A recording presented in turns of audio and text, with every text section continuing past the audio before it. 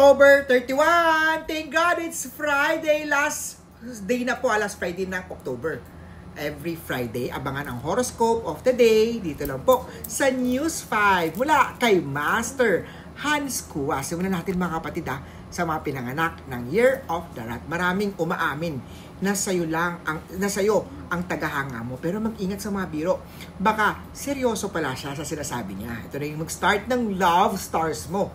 North direction, 8:45 ng umaga, gold at 6. Ox naman tayo mga kapatid, share this video, mag-ingat sa matutulis na bagay, may posibilidad na ma-aksidente, magalos o mahiwa. Southeast direction, 1:40 ng umaga, red at 3. Kay Tiger, madali kang mapapansin ngayon, kaya gamitin mo na ng maayos yan. West direction, 3 p.m., white at 9. Kay Rabbit naman tayo magandang oras para mag-manifest ng money goals gamit ang mga birthday na kandila.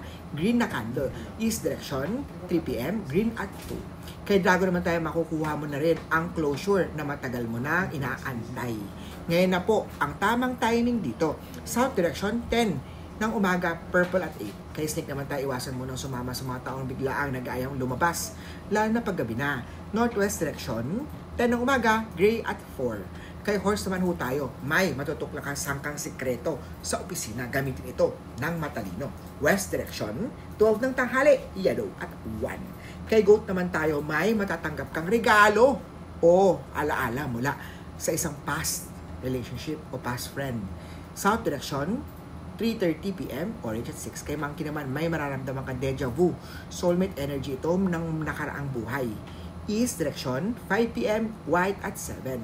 Kay Rooster naman ho tayo. So, posibleng sumakit ang tiyan, iwasan ang tirang mga mga luma na gamit na pagkain, mga candy, lumang mga gamot. Northeast direction, 3 p.m., blue at 5. Kay Dog naman ho tayo, may magpapakita ng tunay na intensyon.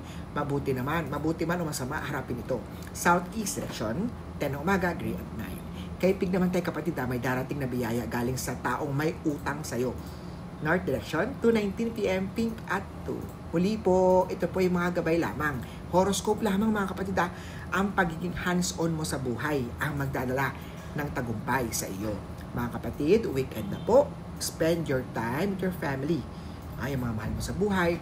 Maraming salamat mga kapatid sa lahat na mag-share, mag-comment, mag-like at mag-follow. I-share po ang video na to. O paano? Happy weekend. I'll see you again next Friday. Share this video. Salamat kapatid.